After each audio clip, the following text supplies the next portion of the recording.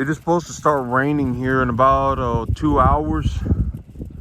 But the grass in the back is so tall that when the animals are standing in it, so these animals, when they're standing in it, you can see that they have like this bone in their leg right here that juts out right here. That's how tall the grass is. When the animals are standing in the grass will go up to that point on their leg, and so the grass is almost over. I'm pretty sure it's over a foot tall. And the thing about the grass is that the grass is also bent over. It bends over, and so the grass it's over a foot tall in the back. And I'll take a picture of what the animals look like when they're eating, but it completely covers their face. The grass is very tall in the back, very thick. It's better than the grass in the front, and the grass in the front is very good. But yesterday I was taking a look through my field. I was looking closely at my field to see what's going on.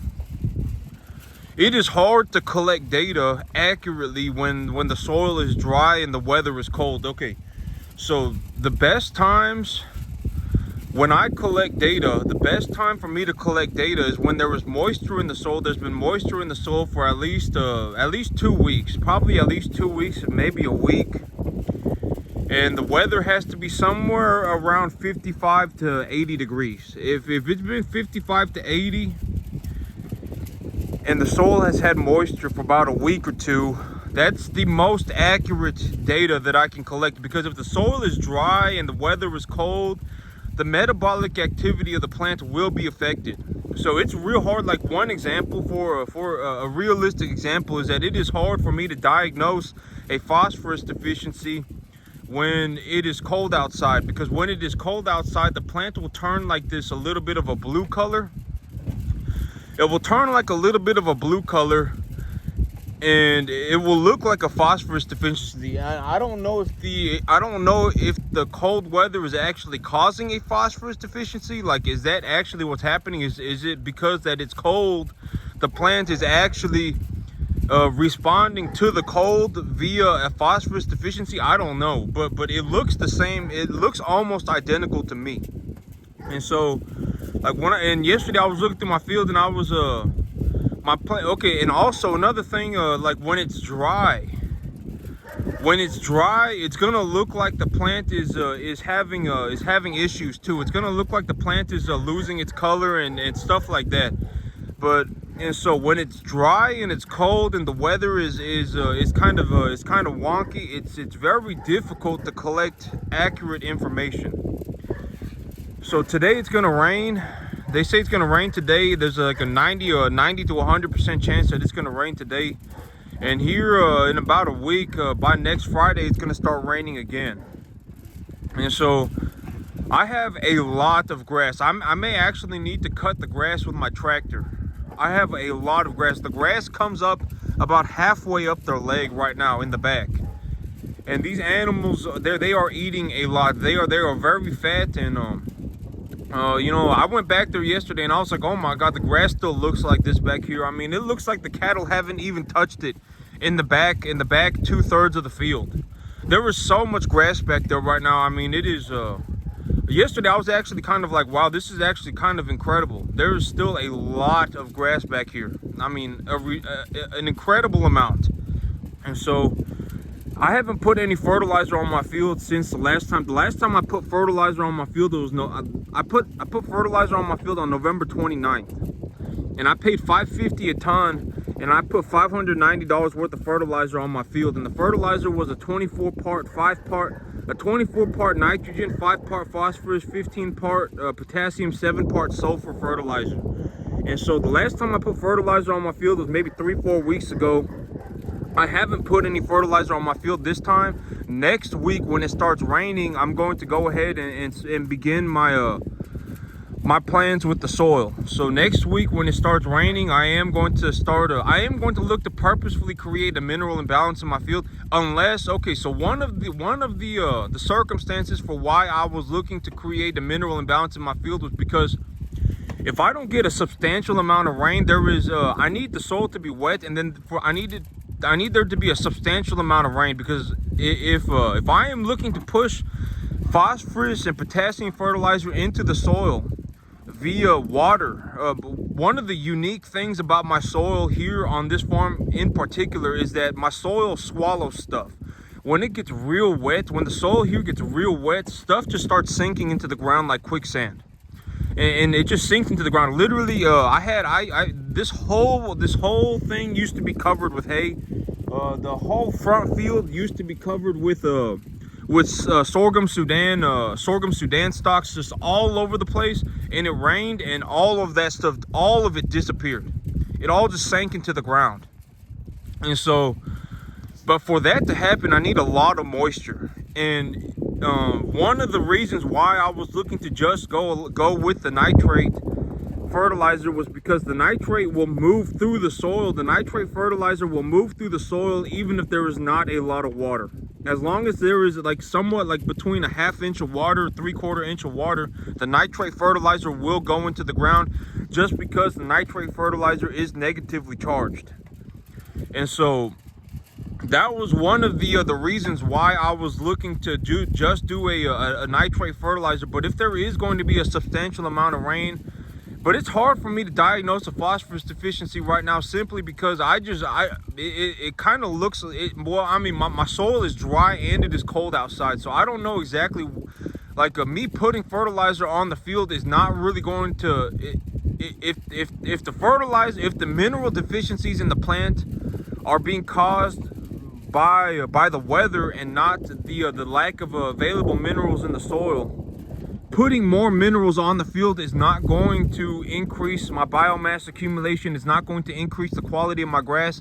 It's not really going to do anything. It's just be me throwing money at things. And so I don't know if the plant is actually having a phosphorus deficiency. I don't know if being cold creates some kind of a chemical imbalance in the plant and causes it to have a phosphorus deficiency. I don't know. It may, but it looks the same to me. When the plant starts getting a little bit of a cold damage, when the plant starts looking like it's having a little bit of a difficulty in the cold weather, it kind of looks like it almost looks identical to a phosphorus deficiency to me. To me, it does. And so I don't know exactly what causes that, but. And when it's dry, when it's real dry, the plant's just gonna start slowly start dying.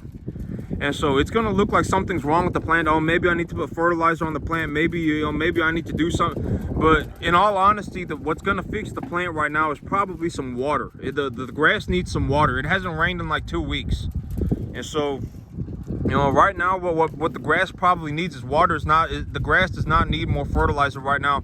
But the thing is, okay, so if this rain that I was going to get today was the only rain that I was going to get for like the next 3 weeks, I would probably want to fertilize my grass, even though, just because if it's my only opportunity to get some rain on the field, I don't know if there's enough fertilizer on the grass for the grass to grow another 3 weeks. And so it's a lot of variables. Like when I look to do something, I have to consider the entirety of the situation.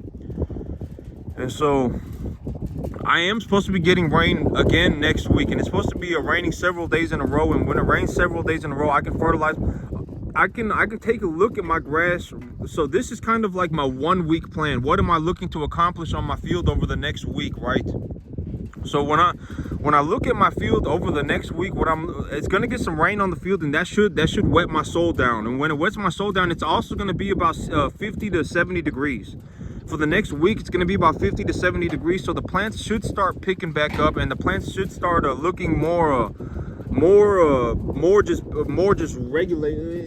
regular. I mean, it should go back to looking like a grass that is developing properly. And when it's 50 to 70, it's going to be 50 to 70 degrees for about the next week. There's going to be water in my soil. At that point, I will collect more data on my field and see, okay, is now really the time that I want to create a nitrate imbalance in my field? Do I really want to create a nitrogen imbalance in my field so that the plant material can absorb more phosphorus and potassium and sulfur, so that I can get all the potassium, the phosphorus and the sulfur out of my field for my spring crop rotation next year? So when I plant my spring crop rotation next year, maybe I just go over my field with the 1717.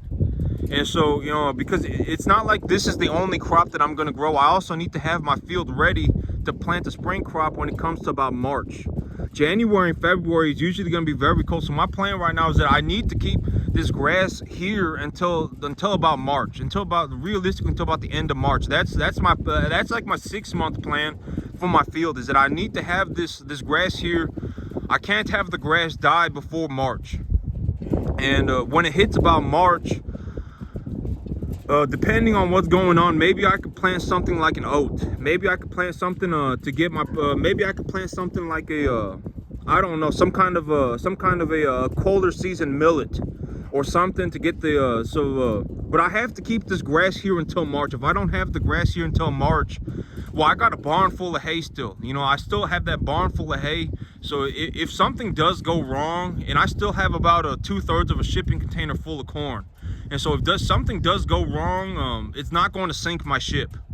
You know, I still have everything ready to go. You know, I could put these animals on a total mixed ration if necessary. And so ideally I want to have grass here until March, and in March I will have another opportunity to plant some more grass. And at that point I could plant something like a colder season grass. Probably something like an oat. Or maybe I'll just go and plant some kind of a wheat again, or I'll have to see. But I ain't there yet. I gotta go on the internet and look up some cool season crops, not cold season. Like, I don't need something like this winter wheat that's gonna last. You know, even when it's 25 degrees outside, it just kept right on going. I mean, it wasn't any issue to it. And so I need the grass here until March. And, you know, over the last month, I would say it's been about 3 weeks since I put fertilizer on this grass, and it looks just fine. And I spent $600 on that fertilizer. I spent $590 on that fertilizer. And, I mean, my grass looks just fine. I mean, in all honesty, my grass is growing too good. And so, you know, maybe I put $250 worth of fertilizer on my field. Well, right now, over the next 3 months, my plan was to put about $250 worth of fertilizer on my field a month, to just kind of get the plant material. I really want the plant material right now to absorb as much of the phosphorus and potassium and sulfur out of the soil as possible, so that I know by next year when it's springtime, I'm starting on a relatively flat base. I just want to kind of have everything evened out, so that I don't have to worry about throughout the whole year I'm sitting there like, oh my god, like I wonder what where my phosphorus levels are at. Oh man, I wonder where my potassium levels are at. Oh man, I wonder where my sulfur levels are at. I don't want to sit there doing that all year next year. And so the way for me to not be like that next year is to create the nitrate imbalance in my soil right now, so that the plants don't have enough phosphorus and potassium. Well, so ultimately what's going to happen if I only okay, so this is true for any fertilizer.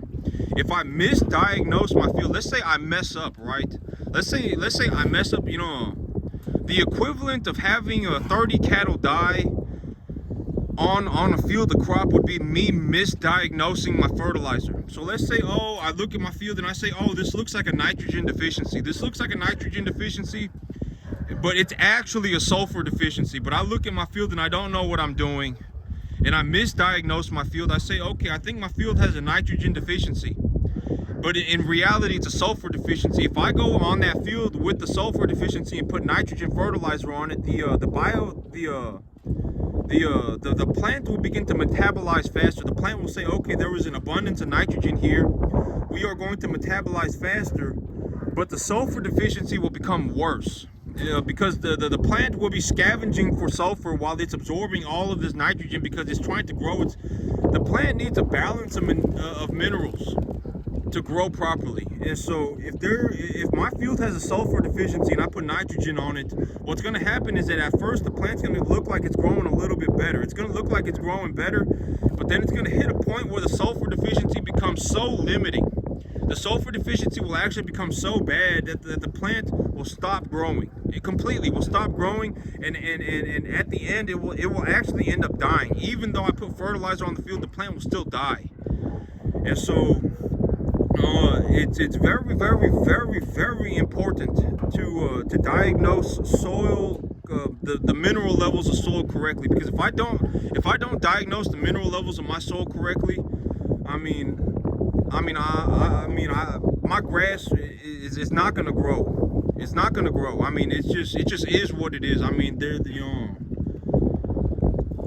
I need to, and usually, okay, so like when but that's also why I don't, like, this is the only time that I've ever said I'm only going to apply straight nitrogen to my field, right?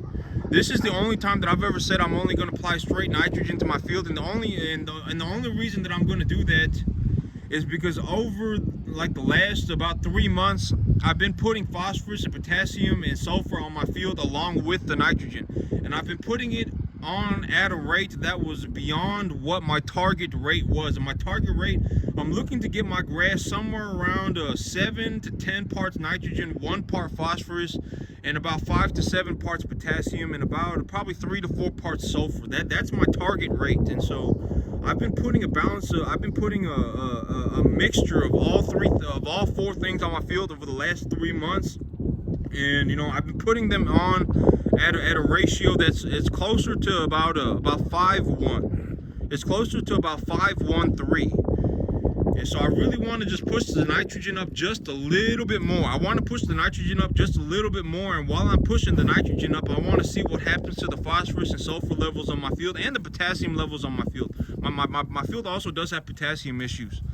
Well, my field, I found that my field does not have potassium issues, but it kind of does. I don't know exactly why it does that, but me, I don't have to put a lot of potassium on my field to make my plants grow properly. Like even when I was growing my cherry tomatoes, I don't have to put a lot of potassium on my field to make it grow properly, to make my crops grow properly. But if I don't put potassium on my field, my plants are kind of janky looking, and so I don't know exactly what causes that either. But yep, yeah. But that's it for me today, YouTube. Y'all have a good one.